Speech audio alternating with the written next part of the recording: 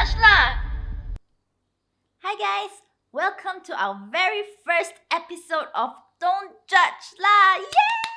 So for today's episode, we'll be talking about sex education based on our own experiences. And we have a very special guest today, Dr. Yu, who's a junior doctor working in the UK. Dr. Yu and his brother have their very own Instagram page called Docere. You guys can go check it out. And without further ado, let's get straight to the podcast. Oh, this episode is brought to you by Wanderleaf. For more information, please head to our website wanderleaf.com. 25, and I'm a junior doctor. I'm working in the UK at the moment, but by any means, I'm not an expert in sexual health either. But I've been working since August 2020, so just here to share my perspective on sexual health and just share some stories and have fun, really. My brother, who is a year older, Jared, we're both junior doctors. We graduated. So I graduated in 2020, he graduated in 2021, and during lockdown last year in December, we came across, we were flirting with the idea of, how can we make health more accessible to the public. We felt that as healthcare professionals, we have that responsibility to educate people and make people more empowered about their own health. So we came up with the idea of trying to, showcase healthcare in a very fun and easy to understand manner. And we have an Instagram page called Docere, so it's WEDOCERE, where we post medical information in terms of using animation and quite easy to understand cartoon, hopefully to bridge that gap between the public and the healthcare professionals. Yeah, and I feel like I think that's the most important thing is like when we want to start conversations, especially about sex education, is that we have to make it accessible somewhat, and I think make it fun, I guess. Yeah, I think because health is something that everyone has. We've all got a body that we need to look after for this life, and what we're trying to do is shift that power back to the people and say, look, you are in charge of your own body. What you eat, what you do, in your day-to-day lifestyle can impact the way you are 30 years, 40 years down the line. And if you start taking in charge right now, you can change your future, you can shape your future. So if you go onto Google, if you go onto Wikipedia, you have all these, jargon, like very complicated concepts that will take people hours to understand. Yes. But if we as professionals can make that first initiative and reach out and say, look, it's not actually that difficult, you should empower yourself. I think it will start getting conversation going, and people will be more inclined to talk about their own health. I think it's also good because I think most of us, the people who are not part of the medical field and everything, is like we are so scared to see a doctor or to seek advice from a doctor, because the moment we step into a clinic, we're like, oh, something is wrong with me. Yeah. So yeah, I find it very interesting the way that you guys are approaching it, and I think it also applies to sex education as well. Like I feel like if it's too formal, then people will get scared of it, or people will just take it like, oh, it's just a course that I have to get an A in to please my parents. But for you, yeah. So for you, right? Before we get into like the serious things, like, can you share with us your own experience in like sex education in like, cause for our last conversation, you said that you were in Malaysia for 10 years until you're 10 years old. Am I right? Yeah, so I was born in Malaysia, so my brothers as well. So born in Malaysia, and then we moved to Hong Kong when we were 10, and then between 10 and 14 we were in Hong Kong, and then we moved to the UK when we were 14, and then obviously up to now. So I think I've seen doctors, carry themselves as well. I've been to clinics to see doctors in Malaysia, actually in Asia in general, and I feel that the difference between the two is that in the West, people try to empower the patients and say, look, you can ask any questions that you want. We are here to provide a service. Whereas in Asia, it's more so you do what the doctor tell you to do, what the doctor say to you. And I think that kind of culture sort of push people back a bit and, make people scared to ask questions. Because going to the doctors is a completely confidential, private matter that's between you and the doctor. There's nothing to be afraid of. And if you've got questions about your own body, it's a place for you to look for answers, and I think that's something that in the Asian healthcare we can definitely do more to open up conversations. But back to your sex education. Sex education. I left Malaysia when I was 10, so I didn't do UPSR. But my sex education sort of learning there was quite limited. Even in Hong Kong, I don't think it was covered extensively. We learn about things like human reproductive systems, like in biology classes, but that was the extent to it. That was the extent of it. There wasn't really much focus on like how to, have safe sex. How do you stop yourself from catching STDs? That sort of thing I sort of learned more when I was in the West. I mean, I was really lucky that my mom actually sat me down and talked to me about like sex. It wasn't like, oh, I'm going to talk to you about sex education. It's basically I was primary 4, so I think our primary 4 is around 10. Yeah. So she just sat me down. She's like, oh yeah, I'm just going to go through with you this book, and this book is I remember this book so clearly. It's like, it's basically the human body is like a robot. So you have little people, factory workers, all in there. So the brain is the control point. So you have little people there, and then it's slowly explained to you like, oh, the red blood cells are like people wearing red and just walking around, and the white blood cells are these soldiers guarding the castle. So it's quite interesting. Like for me, it's like the reason why I remember about that book until now is because the way my mom taught me that. She really sat me down and said, yeah, so you see these little red people, yeah, they're your red blood cells, and then towards the end of the chapter, when they're talking about the sexual reproduction system, it's basically 2 robots again, and the little people like pushing the and making the eggs and like pushing it, and then the pipe will go into the vagina, so that's a penis. But she told me that it's just a natural part of the human body. That's how I was born. And then she actually really sat me down and went through the imagery with me, and then I didn't feel scared. I actually felt like, oh, it's quite fun. It actually goes. I hope my parents did the same. There was a lot of self-exploration. Yeah. That's actually great. I think sex education starts from the family, and then it extends into the schooling system.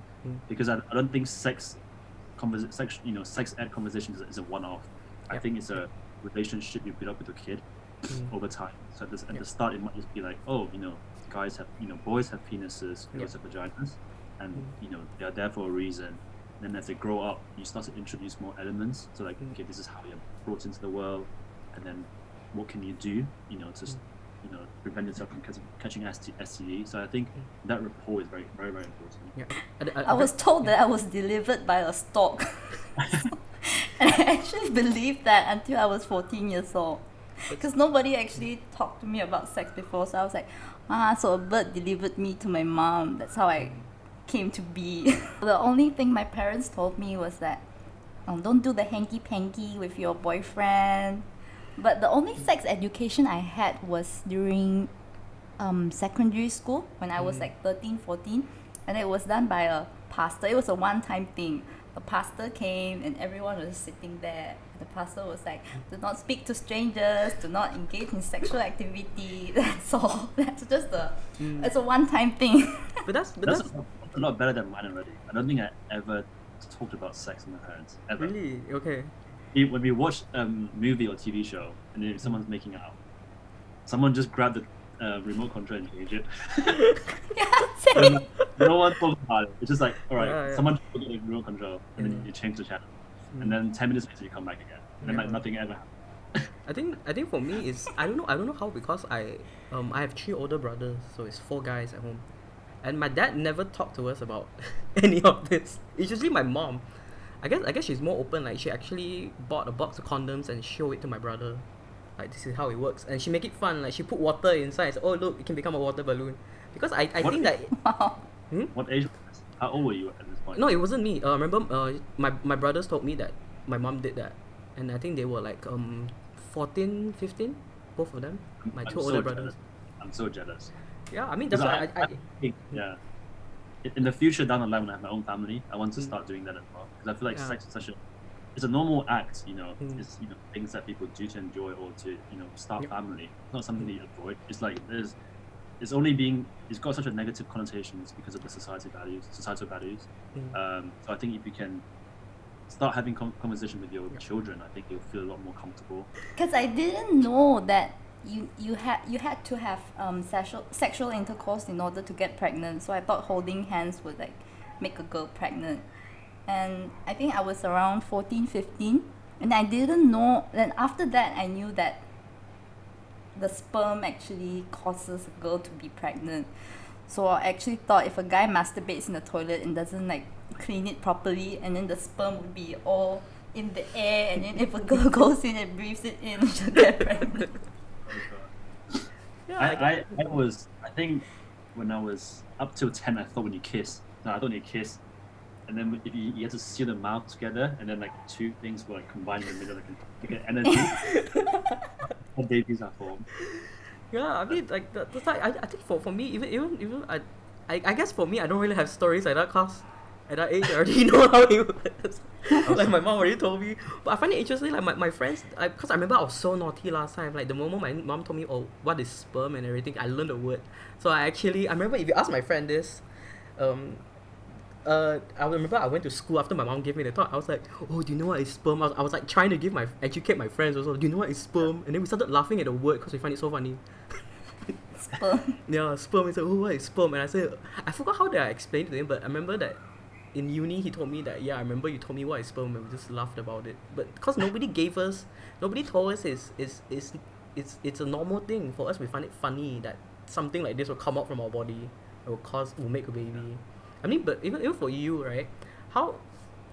Because it's so interesting when you told me that your parents didn't give you like any talk about sex and everything. So how was it like? I also feel like it's the sort of culture that was being passed down from my grandparents' generation. Mm. So obviously they came from China, and Yeah. there was no talk about sex. It's just like they would say like, oh, don't sleep with people, and then that'll be the end of it. It was confusing. It was confusing. Definitely. Yeah. I had to do a lot of like research and like speaking to people and actually learn about it. That's why I don't think my parents' way of doing it's very good. It's definitely doesn't help the cause, because I think when you grow up, going through puberty, finding yourself, it's a confusing time. Yes. Figuring out your sexual orientation, figuring out your life, figuring out what you want to do with your career. Like there's so much going on, and sexual health in itself, if you're from a country which it's being frowned upon, that's added pressure on you. Yeah. So I think your parents have very big responsibilities to try and make this as easy as it is for you, and that starts from building that trust when you're young. I never talk about sex with my parents, even up to now. Yeah. It's just you don't talk. Then I openly talk about it with my brothers, with my friends, but when it comes to parents, you just know they will not change. Because it's quite interesting what you said. Like even even your grandparents don't even talk about it. So I wonder who gave them the sex. I mean, like how did they? Okay, I'm just trying to brain this. Like, okay, imagine imagine we can travel back in time, and then with our older like our grandparents and everything, right? When they get married, how do they know what to do if they don't have any sex education? You got try to say, how do they know like this go in here, blah blah blah, if nobody talks to them about it? Yeah. I don't know how to do it. But I think sex has so much like element to it. It's not just inserting the penis into the vagina. There's like there's so many dimensions to it. What you do before, what you do during, what you do after, and the whole act it's a journey, isn't it? Yeah. And I think know how to enjoy yourself, how to let your partner enjoy themselves as well. Like I think that's a lot of that comes from empowerment and confidence, and that comes with like, you need knowledge to feel empowered. Yeah. If you don't know anything about sex ed, you go in and then you have intercourse with your partner, you can come out and you can feel distraught. If you can't maintain it, if you don't feel attracted to that person because you've never seen a woman's body before, and that can really affect self-esteem. So people don't realize how important sex ed is, because when you get so intimate with someone and you can't perform, as men, man, you will attach so much self-confidence to our image. It can really affect you, really. I guess what you say is true. It's like nobody teaches that people have different, like, people don't orgasm at the same time.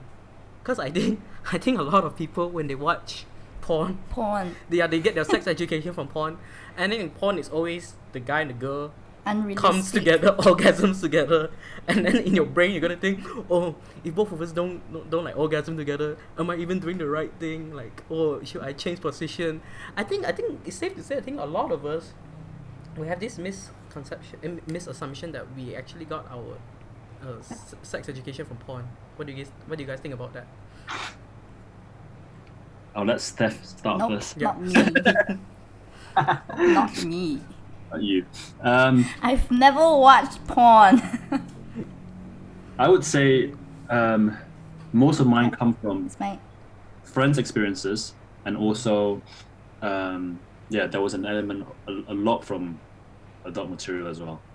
And I think because when you're young, and you're not really comfortable being around females, Yeah. you will develop this unhealthy relationship with pornographic material, and you start building up your system so that you're reacting to audio and visual. So these are stimulus that make you excited, but when you go into a bedroom with someone, with your partner, for example, and you start, and then like all of what I'm trying to say is when you watch porn, you get your system used to the audio and visual stimulus, but then when you go into a bedroom and then you be with someone, the normal sense of your partner, the touch, all of that, they won't excite you because your system is built in the wrong way. Yeah. It actually can be quite, scary for you to go into, get intimate with someone and then you can't perform because you've watched too much porn. Yeah. So I think it's conversation that needs to be talked about. That watching porn can have its negative effects, and that you're not always expected to perform. Yeah, because I feel like when you watch porn, right, people tend to have a fantasy about sex. Yeah. It is embedded in your mind that this is how sex is supposed to be, but people don't tell you that this is not sex. This is entertainment. Porn is entertainment, and I feel like even the way like our government try to approach it is that in terms of porn, they don't teach you about porn in our sex education. Nothing to do with porn. They don't tell you that, oh, porn is not real. You shouldn't follow this. Like, if you want to watch porn, understand that this is not how sex is. This is entertainment. It's like watching a movie. And instead of educating us, do you know how they do it? They just ban all the porn websites. But they don't understand that people will find a way. There's a VPN. Banning something is not the solution. We had a conversation. Yeah. We had a conversation with a school counselor a few months ago. He was telling us that there was this kid. How old was he? 7 years old, right? 7 or 8. Yeah, as young as 7. As Was young he as 7 7 or years 8. old? Yeah. He was 7 or 8. 7 or 8. Yeah. And then he watched porn on his iPad at such a young age. If they can manage to find a way to access like porn websites. It shows you like sexual curiosity stems from a very young age, and it's different for everyone. Some people might start at 12. Some people might start as young as 5. Like you in a toilet, and then you might be like touching your private parts, like, oh, this feels good, and you keep doing it. That's how people come across masturbation and all that. And if these things are not being talked about, then they might be taken, towards the wrong direction by that individual.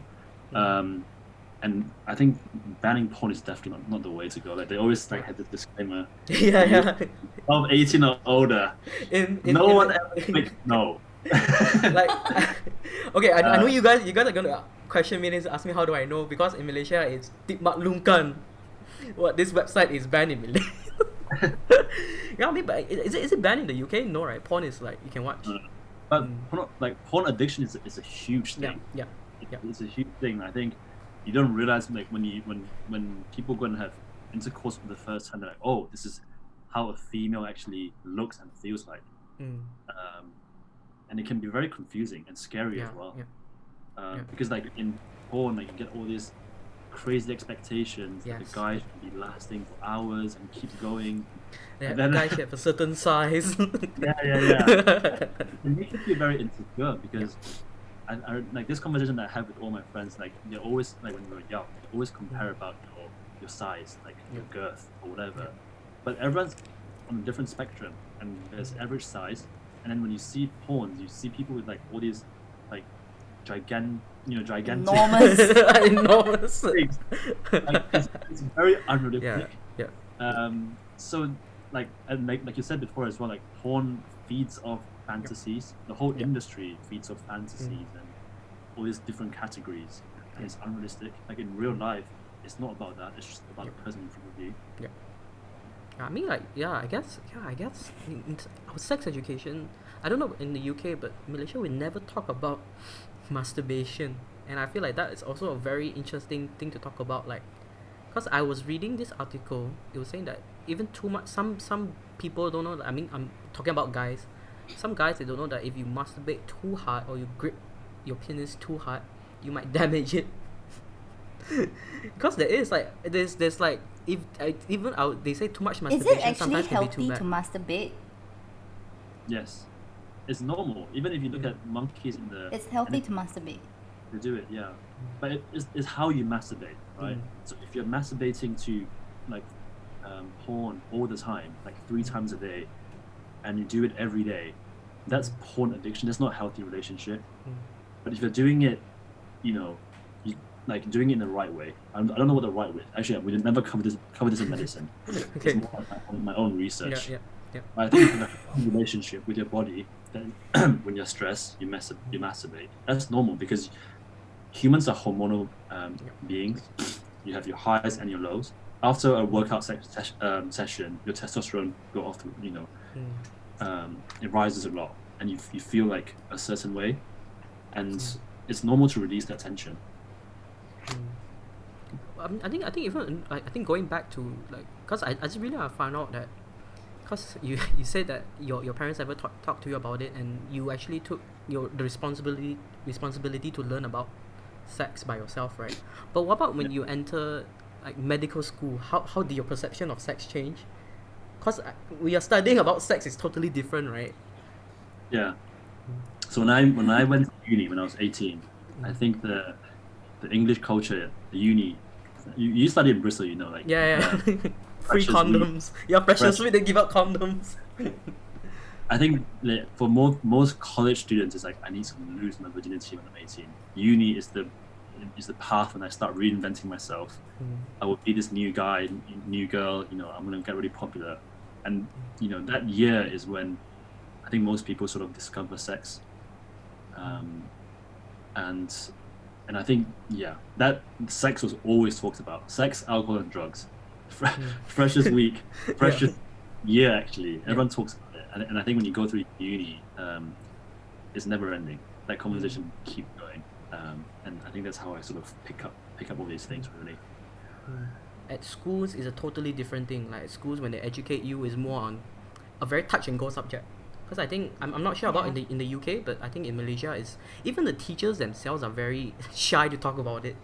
Like I remember I think I was 16, 15, 16, and then we were sitting down this science class, and then it reached this, I think it was chapter 3 of science. Biology. Biology, and it was like sex. And the teacher was like, okay, today we're just going to read about this, and he was just reading it. And then me and my friend, because we already know, we know what is erections, we know what is like blowjobs and stuff, because our generation, we get information very fast. So I was telling my friend, I said, hey, can you like ask teacher what is erection? Just ask and see what he will say. My friend raised up his hand and said, teacher, what is erection? And my teacher said to me, that one you know when you're older, let's skip that part. I was like, wait, I thought we're learning about sex.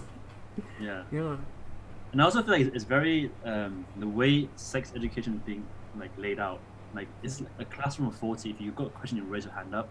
But for people who are introverts, or if they're not comfortable asking questions in the public, you won't put your hand up and ask questions because you have all that negative connotation attached to you if you do ask certain questions. So I feel like the layout should be more private, maybe. Yep. I don't know.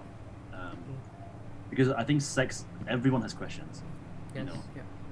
There's so many questions you can ask. So I don't think it's it's very open for people to encourage conversations the way the layout is being put out right now. But do you feel like do you guys feel like when people approach, I mean especially talk about sex, they are more, how do I put this, like they're more inclined to talk about it with guys, but for girls they're more like, oh, she's a lady, maybe I shouldn't even talk about sex with her. I mean, then it goes back to what you said about a class having 40 people, and let's say there's 20 girls and 20 guys, and the teacher might feel it, I feel like it's inappropriate to talk about sex in front of girls. What do you guys think about that then? I feel like with, I think this is actually quite wrong as well, because I think at the moment the way society is being drawn up is when girls talk about sex, it's like, oh, this girl is quite sexually promiscuous. Yeah. Whereas if guys have had lots of experience, this guy's a player. Yeah. He's Yeah. Whereas if a girl does that, it's just completely, being frowned upon. Mm-hmm. But I feel like, in the UK it's quite good, because I think I learned a lot from just having conversations with my friends. Mm-hmm. People are quite open to talk about it, like share about their experiences.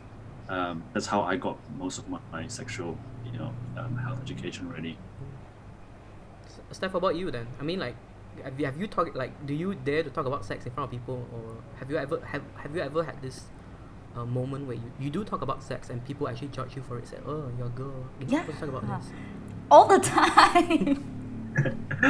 Oh, They will be like, oh, girls shouldn't talk about sex because that makes you somewhat a wild girl, so you shouldn't talk about sex. But I feel like you're gonna do it sooner or later. Yeah. Talk about it. Yeah, I guess Nothing wrong. saying like what you said was right, is that if you discourage people to talk about sex, then when are we ever going to talk about it? When are we ever going to learn about it? Because eventually, like, I mean, me and Steph, we come from a very small town. So let's say we, from ever since primary school to high school, we're just caught in our own bubble, protected by our parents. Yeah. And the moment we step out and go into university or go to college, that's where we are on our own. And we're unprepared. It's like you're sending a soldier out to battle without armor or anything. You go out saying, "Oh look, I can conquer the world." Yeah. And that's where a lot of bad things happen, like accidental pregnancies, STDs, or you just you exploring your body without any help, without anybody there for you, without anybody guiding you. Yeah. And I also think it's quite interesting that we often focus on the negatives of sex. So, like, if you have sex, you have STDs. If you have sex, you have unplanned pregnancy. But sex is actually, like, from a medical point of view, it's when you have sex, you release a lot of good hormones, so oxytocin, endorphins, and these hormones, if you're in a relationship, it bonds you closer to your partner. If you got a stressful day, sex can alleviate your stress, improves your sleep, improves your self-esteem. So there's a lot of good things that follow sex if it's being done properly. So I feel like, as a society, we do have responsibility to shift that perspective and say, look, have Yes. sex, have safe sex, Yeah. not, have multiple partners, that sort of thing. Yeah. I mean, yeah, that is interesting, because I think people tend to forget about sex is not all just that bad. And I think coming from you say, like, medical point of view, there's benefits to sex. But Yeah. but then again, I really feel like people should know that there are proper ways to protect yourself. Because Yeah. the moment you have sex is the moment there's already a risk. And especially if you're not using contraceptive, you're not using condoms and everything, you're putting yourself at risk out there. And a lot of times, I think in our culture as well, I mean, amongst my friends, they'll say, oh yeah, my pull-out game is very strong, don't worry, like, I can pull out and then she won't get pregnant. I'm like, and I'm always like this. I always say this, are you sure? It's always fun, sex is fun and games until somebody get pregnant, somebody get STDs, then you be there, like, crying and regretting. Yeah. So this, and I always feel like, that's why I feel like our sex education system in wherever we are, do you feel like, how different is it in the UK compared to, like, Hong Kong, for example? I think Hong Kong is quite similar to Malaysia. And I think it's slightly better. I think my friends were more happy to talk about it. But in the UK, I wouldn't say I'd say it's comprehensive, but it wasn't like every week you get sexual health. It would be like maybe one term you'll get someone coming in and having a talk to you about it. But I think it's just the whole atmosphere within the culture. So if you go up to someone on the street and talk about sex, that's a normal thing. Whereas in Asia, if you do that, someone's like, who are you? Like, are you from a different profession? Like, they will have this, like, perception attached to it. Whereas I think the whole culture in the UK, I feel comfortable talking about it. I don't feel judged. and I think that's very important. But I think I was researching this about the sex ed curriculum in the UK actually. So in September 2020, they introduced a new module about LGBT education. So I think that's actually extremely useful, because I think when you're young and you're going through puberty, you're finding yourself.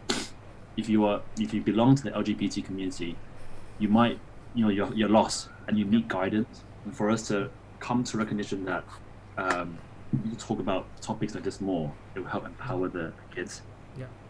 By the way, guys, you is not crying because he's passionate about this subject, because he has allergic reactions. So just bear with him. What you say is right, because I feel like it's part of the government to really they have to take charge, because they are leaders and they are going to shape our lives. But I think sometimes it's hard, because you have to look from, some countries can be quite religious, for example Malaysia. So sometimes if we do talk about like LGBT and everything, it's going to be very, very sensitive and very taboo. And now, I mean, like, for us, sex is already quite hard to talk about.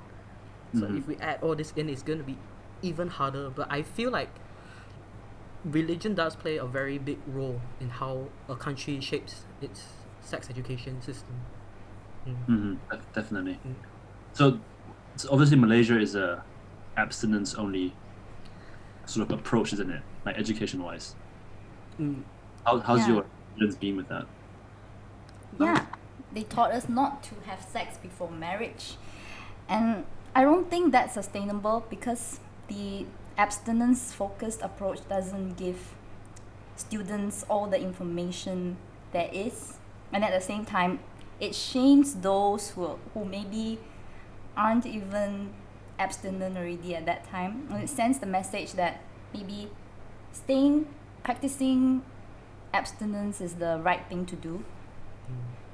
And I feel like schools should talk more about, should they actually teach students that you should make that decision for yourself rather than dictating what they should do. I think So did it not cover anything like contraceptives, how to have safe sex?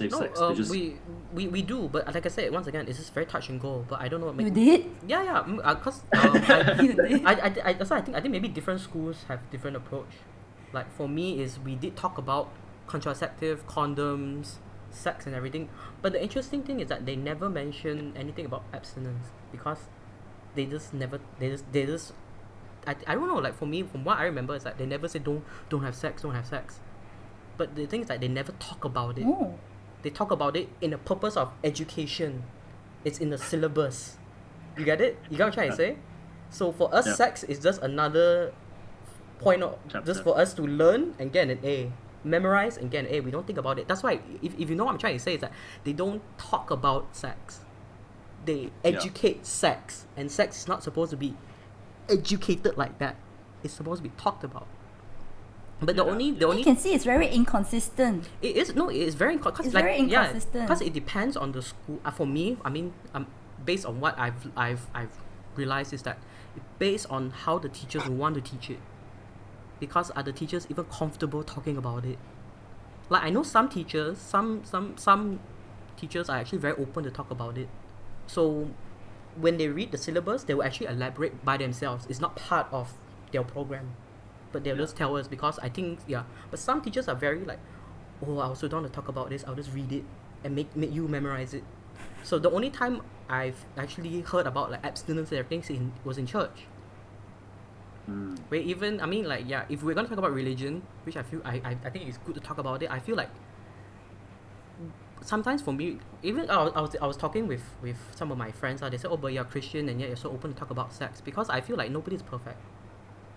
Like you're definitely going, like, you have to understand that I rather people prepare me from what is going to happen rather than say abstinence, because like say what happens if you fail to maintain the abstinence, you're gonna feel so guilty. But sadly, I feel like religion has a really big part of this, and I think a lot of our government syllabus is like conservative. Oh, conservative. So I feel like I mean, like, I think there are I'm pretty sure there are ministers who really want to push proper sex education, but it's hard. because they do talk about it, but it never gets emotion. Yeah. Because they know that for them, because I think a lot of times they're very worried of their own political struggles. Like, oh, if I do talk about sex, I'm scared that the more conservative people won't vote for me.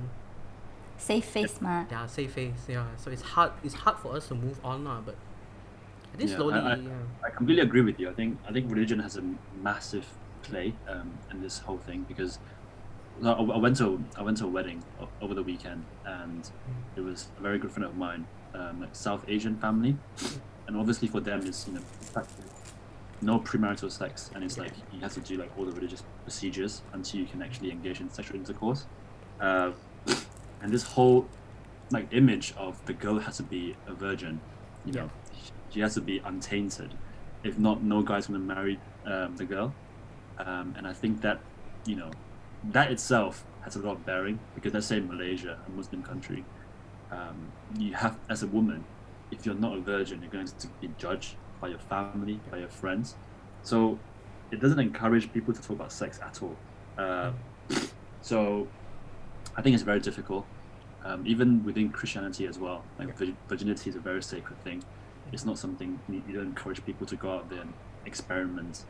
So yeah, I think definitely very, very complex. yeah, because I think even in Denmark, I think if you look at all the Nordic countries, like, correct me if I'm wrong, but I watched a documentary about the sex education in Denmark. It's actually quite interesting, because they had I think I showed Steph before, like they had this little weird I'm just gonna search for the picture. Is so funny. Like, I'll show you, and they actually teach this to like primary school kids. Isn't Denmark the happiest nation in the world or something? Yeah, is it because they're having a lot of Isn't sex? Canada the happiest nation in the world? Sex ed. Actually, we should ask them. Are you guys happy because you guys have like comprehensive sex education, and that you guys are having happy sex? Maybe they go into the semi-finals of the Euros. This is what they're showing. Can you see the image? This is what they're showing kids in Denmark, and this is how they teach sex education. And for them, it's like this picture is so funny. But I mean, like maybe this is the way we're supposed to teach the younger kids, is to desensitize them from the idea that sex is bad. It should be like a form of cartoons and saying that, oh, it's normal. And I think it should be a progressive journey. So you start from they're young, because I think you always ask. I think I remember asking my parents as well, like, how did I come to this world? And they just sidetrack it. Like, Chinese is called 耍太极. You just sidestep it, and every time you come back, you ask a question, it's just like, no, we just love each other, and then you just come along, and then it becomes to a point where it's like, you know what, it's getting awkward. I'll stop asking it. But if you start talking it at a young age, saying like, oh, you know, these are your body parts, and what's privacy, what are you meant to do in the public, what you're not meant to do in the public, and then you start adding on more elements like puberty, like, oh, when you get older, your voice deepens. Guys who have these physical changes to your body, and then like, oh, when you're 15, 16, talk about sex. I think that's a very healthy, progressive relationship with your children, and I think that's very important for everyone, really. What do you guys think? Yeah, I think it's interesting, because I feel like, you should take it one step at a time. So maybe in primary school you talk sex about like how it works and what is sex, why do people have sex. And then maybe towards when you get older, then you talk about the emotional side of sex. Yeah. Like, sex is not just sex. It is an emotion, and sometimes people might get hurt. Or sometimes, like you said, it's a good way to release stress. So I guess as you get older, the talk should be more mature, in a sense. The talk should evolve as you age. Yeah. And you don't have to go into like detail. So if a 2-year-old is asking you, oh, how did I come to this world? You don't have to say, the guy has to put in the the penis and the vagina. Just, you know, mom and dad gets together, they love each other, and then you know, you come around, and then when they become 5 and they turn 5, they ask again, and you can be a bit more specific. But at that moment, there's no need to be like, oh, this happens and then that take place. So I think people still, you know, should try and get out of the mindset of saying, when it comes to sex, you have to be very specific. It's better to give an answer than to completely avoid the question. Do you think like doctors, educators, politicians should get together more and to try to talk about how they're going to shape the sex education in our To a schools. more comprehensive Yeah, one. to a more comprehensive one. Because I think we, as medics, we learn obviously all the contraception. We learn about the puberty cycle. We learn about the menstruation cycle. How do you abort a kid? That sounds so bad. Safe abortions. What are the procedures for safe abortions? Yeah. It's like, yeek. Like Yeah. all these elements, and it's a huge topic. You can't teach all of this in one day, let alone a week. These things need to keep being revisited, and I think most of the people that draft up the curriculum for sex education in countries, they're probably not doctors. They're people that read about the topic and came up with the curriculum. And I think public health is very important, because when you start from young, and you say, look, schools are empowering me to talk about sex, then it makes the children want to talk about sex when they go home. When they go to society, they'll start talking to their friends about it. But if the school is choosing an approach where it's like sex is just a touch and go topic, then when you go home, you're like, I'm still confused, but my teachers are not teaching me about it, so it must be wrong for me to ask questions. So I think definitely, doctors should come out more and bridge the gap between the two, the public and the healthcare. For what you and your brother are doing is basically you're taking your own initiative to make it more accessible to us, right? But I feel like the government, they should have that kind of same approach. Right? It shouldn't just be a subject. They should have like fun Instagram pages educating us about this, like YouTube Like channels. yeah. Huh? We need to get Malaysian government to sponsor us. Yeah. Maybe, hopefully.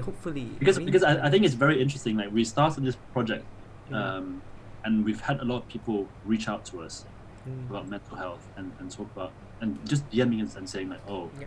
I've been quite down lately. How can I help? What can I do? And it's shocking to see that although it's quite an open platform, there are a lot of people that needs help and advice. So we really enjoy doing this, because you sort of reach out to people and you see, wow, we can actually help people on that level, on that personal level. So extremely passionate about the project, and just really seeing where it can go, really. Have anybody ever asked you about sex? Because they say, oh, you're a doctor, you should know a lot about sex. I guess, is that a misconception where people think that doctors should know everything about the body? So I'm going to ask them about sex. Have anybody ever asked you that? Of the DM'd you. there's been a few who asked about like STD testing. I've got the symptom. My friend's got the symptom. What should they do? And frankly, I was quite surprised by that, because if you DM us on doCherry, it's literally one-to-one. We can see who you are, and we're quite happy that people trust us. And everything is confidential, and we do tend to help them, and we've come across people like that. Yes. That's interesting. Because you're doctors. You're doctors. I think even for our Instagram page, because people know our podcast page, they don't ask us anything about this. They won't be like, hey guys, what do you think about this? That's why I feel like it's equal. I mean, it's good that you guys are coming out to this, but I feel like I'm not saying that all doctors should do this, but I feel like the lawmakers, the people in charge, the politicians especially, should really reach out to doctors and ask them. I mean, like, especially like you guys, how will you guys approach sex education and make it more accessible to people? Yeah, because I had a conversation with my doctor friends, actually. I think when you work in a hospital, you're only treating about, I'm not sure the exact number, it's like 0.5% of the population that are critically unwell. But the rest, the 99.5% of the population who are fit and healthy, they also need like medical advice. And I think most of us always target hospital clinics. What should we do for these patients? But the other 99%, we've somehow forgotten about them. Yep. How do we educate them? How do we make them more informed, so that they can make decisions about their own body? And that's what doCherry is all about. Yep. Trying to target that percentage, and making people just more accessible to health information. Okay, I think going back, right, I think to a more serious question is that is inadequate sex education ruining our generation?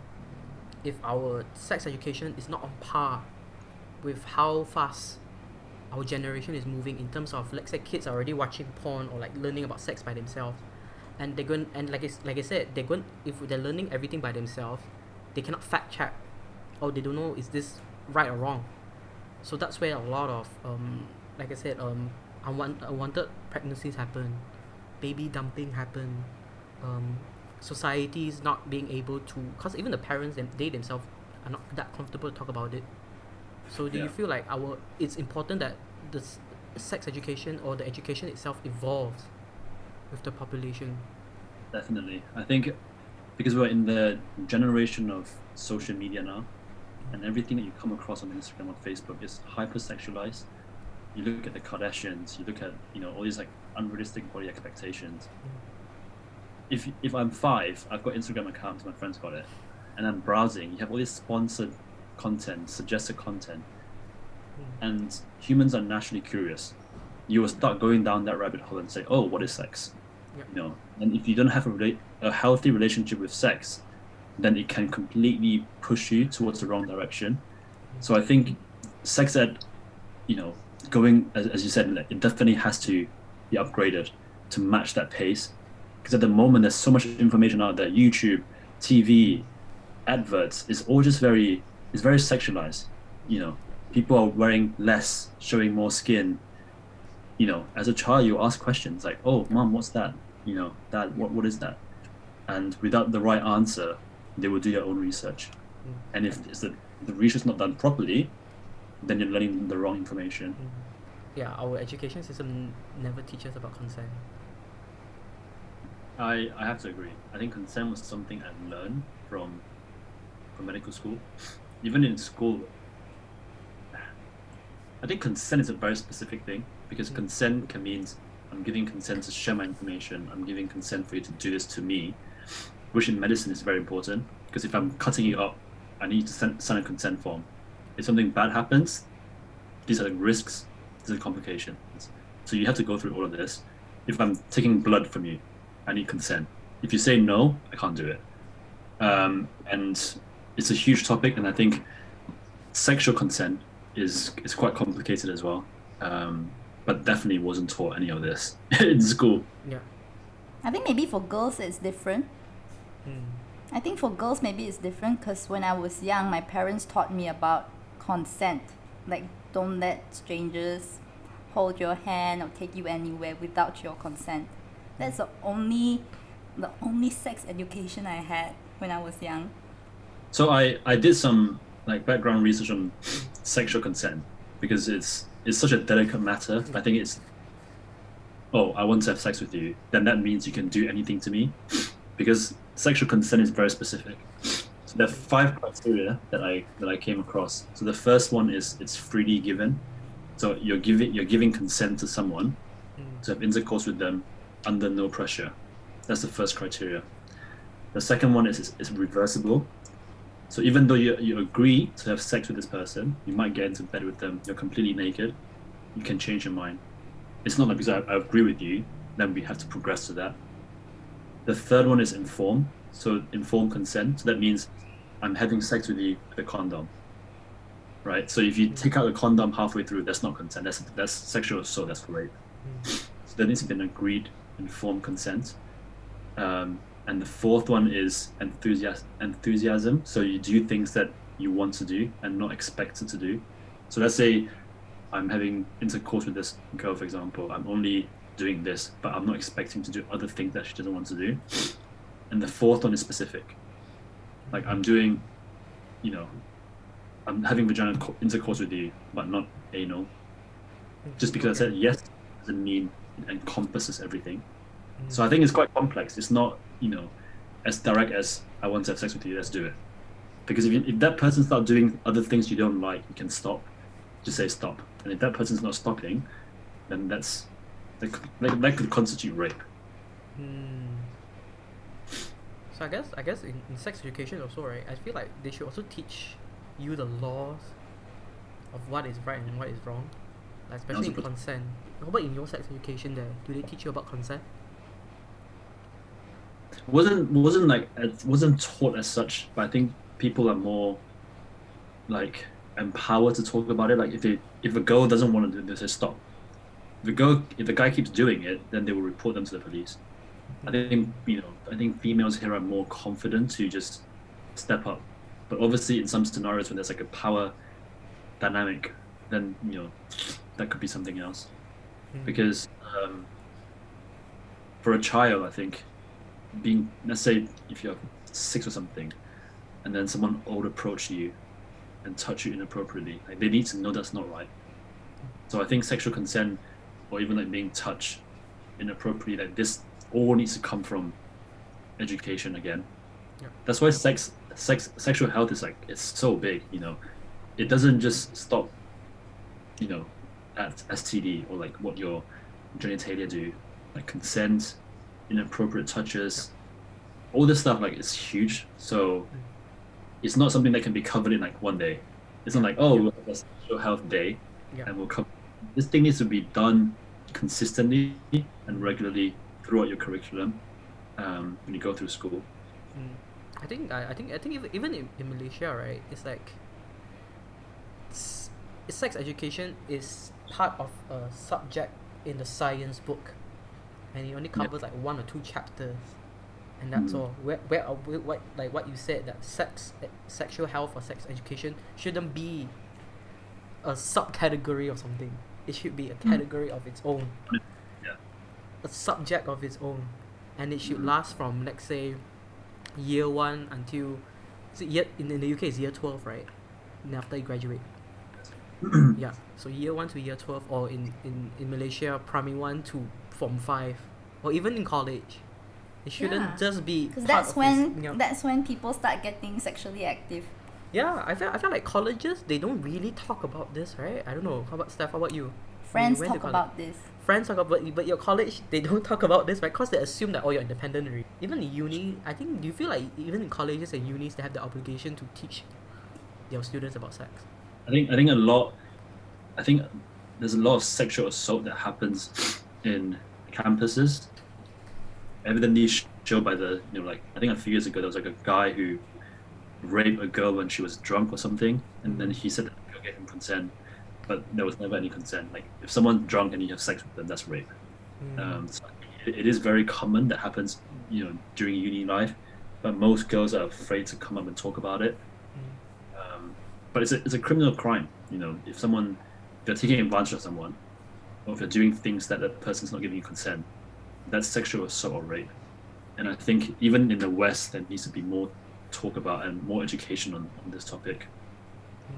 Yeah, but from a medical perspective, what should victims of sexual assault do after encountering a sexual assault? So sexual assault is different to rape. So sexual assault is when you have any non-consensual sexual contact, right? And rape refers to non-consensual sexual contact that includes penetration. So there's a distinct difference between the two. So what we recommend people to do is obviously is down to you whether you want to, like, when people say like, oh, like when you're being sexually assaulted, you have to have a forensic medical examination. That is optional. So what you can do, what we would say is you either call the police or you call your local GP, so that they can advise you what to do. A forensic medical examination is optional, so you don't have to go through that procedure if you don't want to. But what they usually recommend is they might take your clothing, and then they will sample for any DNA material or whatnot. If there's like, if the guy's done something, penetrated you or something, then they might have to take some sample from your vagina as well. But that's completely like discretionary. Like it's up to you what you want to do and how far you want to push it. But obviously, the earlier you can be checked up, then there'll be more evidence to build up a case. I think even for sex education, they should also talk about like what happens if this happened to you. Yeah. What laws are protecting you. Yeah. And I feel like we're not really talking about it I mean, for us, there's no, I guess, there's no right or wrong way to do it, but I feel like we should be a safe space to talk about all this. A fun way to talk about it. Do more TikToks about it. Can we talk about STDs? What then? S, Go on then. S, STDs. Okay, for me. Okay. What's the first thing in your mind when it comes to STDs? Like, what's the first thing you think about when somebody says STD? Me? Hmm. Me? Itchiness. I don't know why. Yeah, the first thing that comes to my mind. Oh, itchiness. Oh, pain? Yeah. The first thing that comes to my mind, itchiness and pain. I think for me especially is, I once again I think I was just going back, like STDs in even in schools, right, it's very touch and go, but I learned a lot about STDs through like movies, like Western movies like American Pie and all those kind of movies. You know those you know those high school type of like college movies and everything. They talk a lot about like crabs and all those. And I remember I was watching this movie about, it's literally crabs coming out from the vagina. I'm like, wait, is that supposed to be an STD? So for me, that's how I got. And then it's a lot like just googling chlamydia, like all this, like what is HIV, and I did it all by myself. Like, How do you feel if I say, oh, someone's got an STD? What's your first reaction? Like, be completely honest. I mean, for me now is that, Have you been sleeping around? Yeah, you had sex. Sleeping around. Unprotected sex. That's what I was thinking about.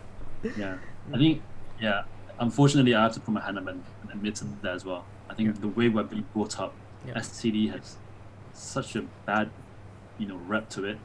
If you have STD, it means you've been sleeping around. You've done something bad. But it's not actually the case, because if you think about it, if someone has, someone has a flu or something, you're like, oh, it's allergy, it's fine. Yeah. You rub it off. But STD is literally the same. It's a disease of your genitalia. It's only humans, us, who have made it very, very, obscure and attach a name to it. But in terms of medicine, it's just a disease of a body part. There's no bearing whatsoever on what you are, what your values are as a person. Yeah. And I think the word STD as well, I think we need to, I think as individuals, we like consideration in the language that we use, because when we talk about STD, it's always like, oh, are you clean? Yeah. Are you dirty? And that itself, you're suggesting something. You're insinuating that this person is, sexually promiscuous.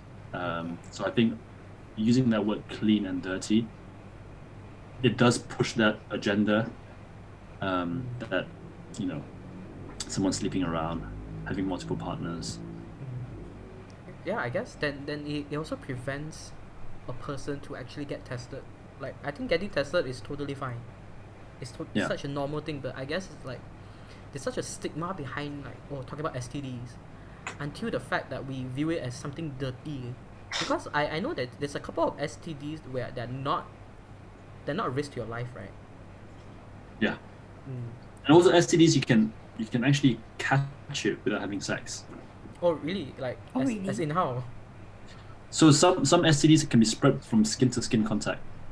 So that's why condoms are not 100% effective, because it only wraps around the penis, right? So if your skin is in contact with that person, you can still catch it. So things like HPV, HSV, so these are viruses that you can get. So you can get like warts. So warts are like skin tags, sort of like thing that you can get. You can get it from kissing someone. You can get like sores. So you don't have to have sex to catch an STD. If you stab yourself and then someone's got HIV, they've spread it to you. That's not through sex. You can still catch it. So STD, you might catch it from just touching someone or kissing someone, but it doesn't mean you slept with that person. So yeah, it's a huge misconception that you only get STDs from having sex. Yeah, and I think it's so sad. Like what you said. I think coming from your point of view, like in the medical terms, it's just a normal sickness, right? Like a normal disease. Yeah. If you think about it objectively, so you got disease of your heart attack, or whatever. You got disease of your lungs, pneumonia, and for some reason, disease of your genitalia, it just makes you a bad person. It's quite odd, isn't it? Yeah, This concept. I just wonder Can how. can STDs like resolve on its own? Like if a person has STD and they it Depends what depends. you have. Yeah. So normally there are three categories of STDs. So bacteria, viruses, and parasites. So viruses normally go away by itself, and bacteria sometimes you need antibiotics to be treated, so like chlamydia and gonorrhea. But some STDs are asymptomatic as well, so you don't have any symptoms. But it doesn't mean you can still have sex without protection because you can still spread it. So what we talk about STD is like if you have a new partner, get tested. If you have multiple partners, get tested every year. Because you're asymptomatic doesn't mean you don't have it. But if you only have like one partner but you've been together for a long time, do you like think that they should go for STD testing like every now and then? If you got one partner, like a consistent partner you're seeing regularly, then I think one test before, I think will suffice. If considering like both of you are loyal to each other Yeah. and nothing's happening behind the scenes, then yes. Okay, But you never know, you never know the history behind that person before you meet them. So I would say if you meet someone new, then get tested together, and then that will, hopefully settle it. But I think that's going to be very hard, right? Because some people might have the assumption that, oh, if you're asking me to get tested, you think I'm dirty. Yeah. And it goes back to the stigma, Yeah. right? Like, oh, you want to get tested? Because I remember I was watching, I don't know if you guys watched 90 Days Fiancé. Have you guys watched that? There's a 90 meme. days since Beyonce. No, not Beyonce. 90 Day Fiancé. Oh, fiance. There's a meme spreading the no neck ad or something. Oh yeah. Yeah. So it's basically these people from different, like this girl from Philippines. She met this guy online. They're gonna get married for 90 days or something. I don't know. It's a show.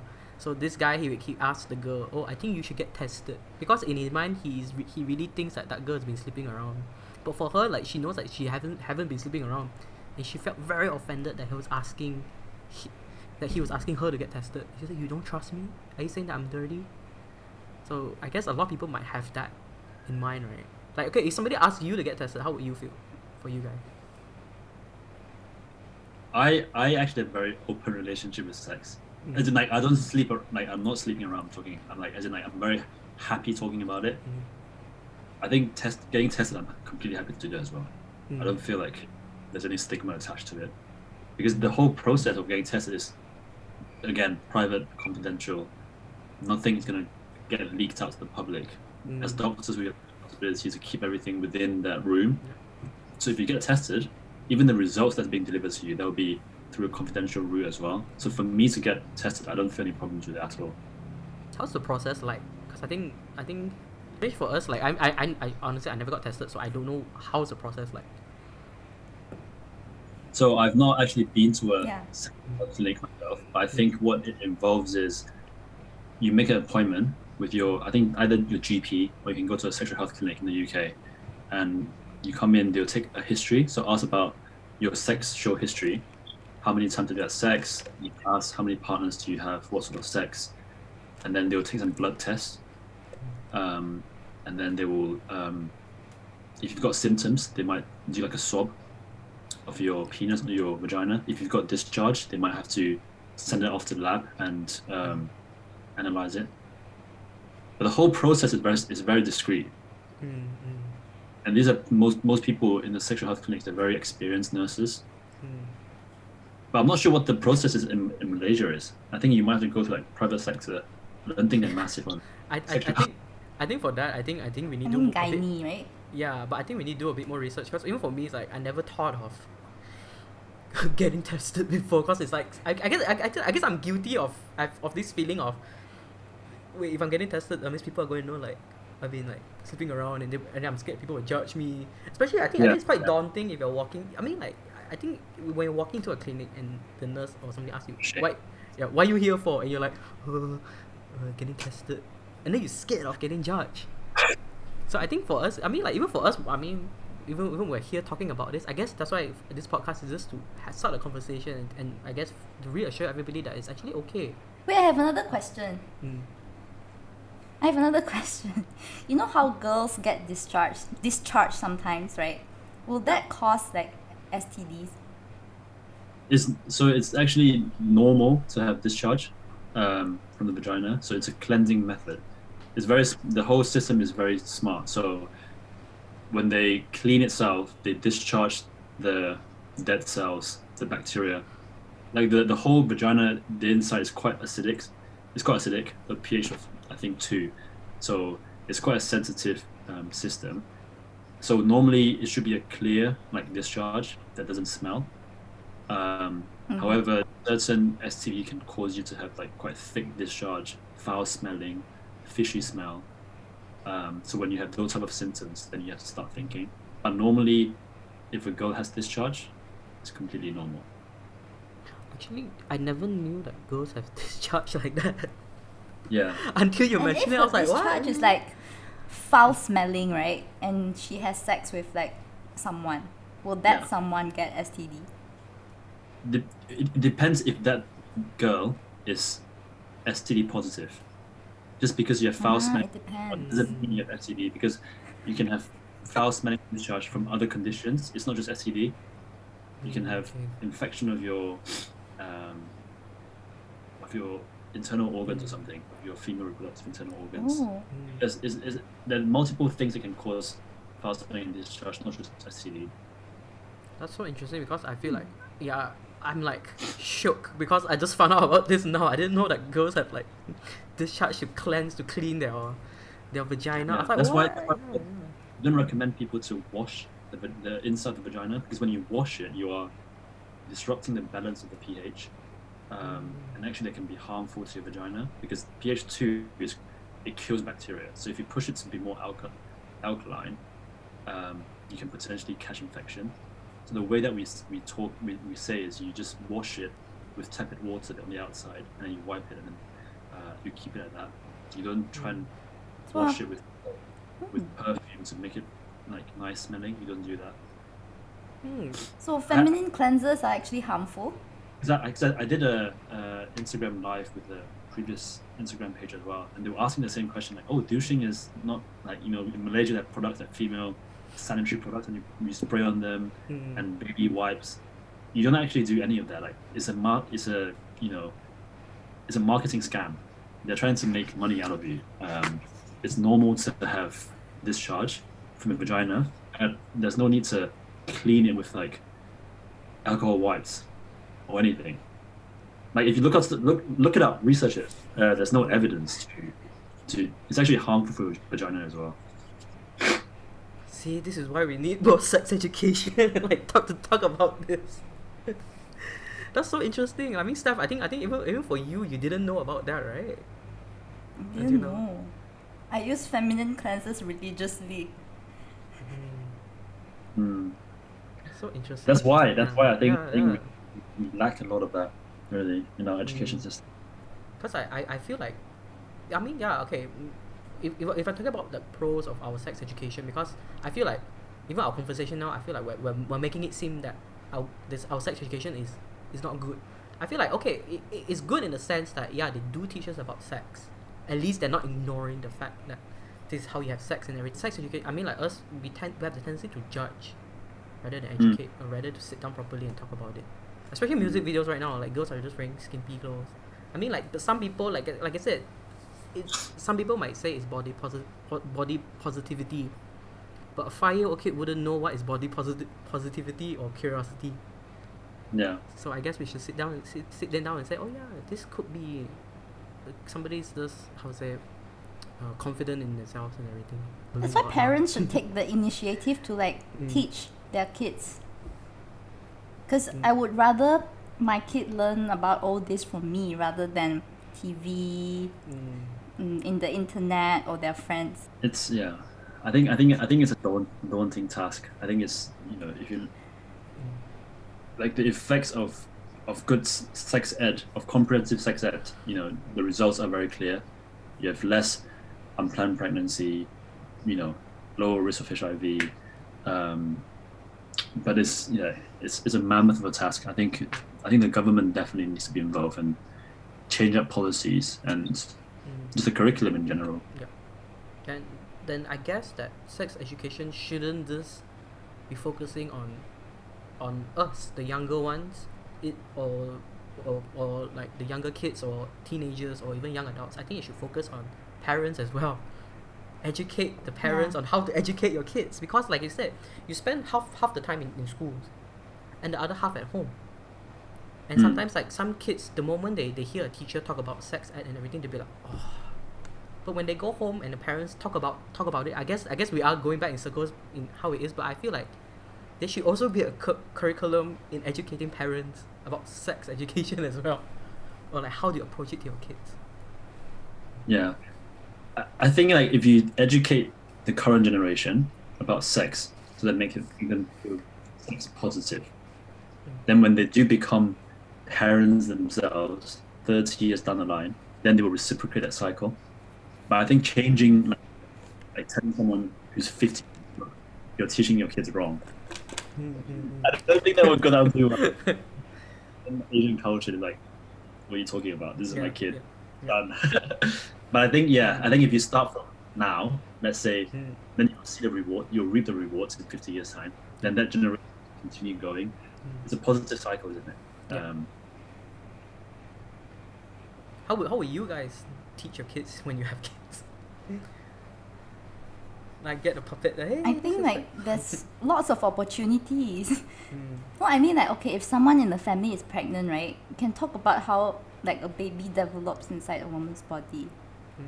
Yeah, and then if there's an advertisement about sanitary products, you use it as a springboard to talk about period. And then this may help your child or my child develop a lifetime of healthy sexuality. You know, use little things that happen around you. They are keys. Yeah. I completely agree with that. And I feel like children will ask questions naturally, and when they do ask questions, you take the opportunity to answer it, so that they become like, oh, actually my dad's answering my questions, I'll keep asking. And I think from there you build a very positive relationship with them.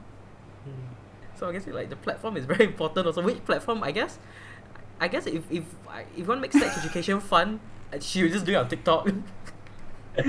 Like your school will have a separate account. Okay, school sex education account, and then send it to all the kids. Okay, kids, today follow our TikTok to learn more about this.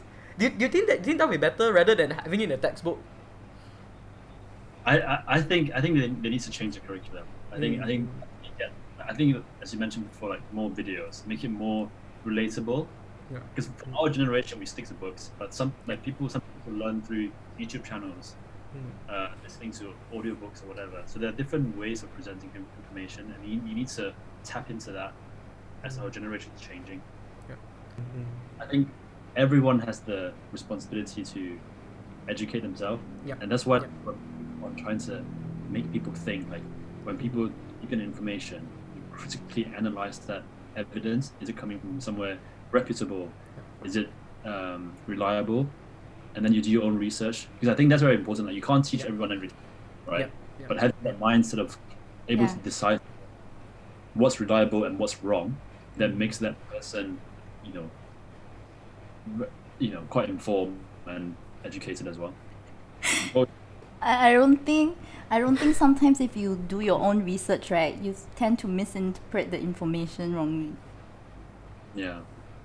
But there are certain like websites which, so like for example PubMed, PUBMED, or NCBI, they publish papers who have gone through like randomized control trials, like all these like studies that are scientifically proven, because the whole basis of medicine is based on evidence-based, which means there's been trials done on it and they can be replicable.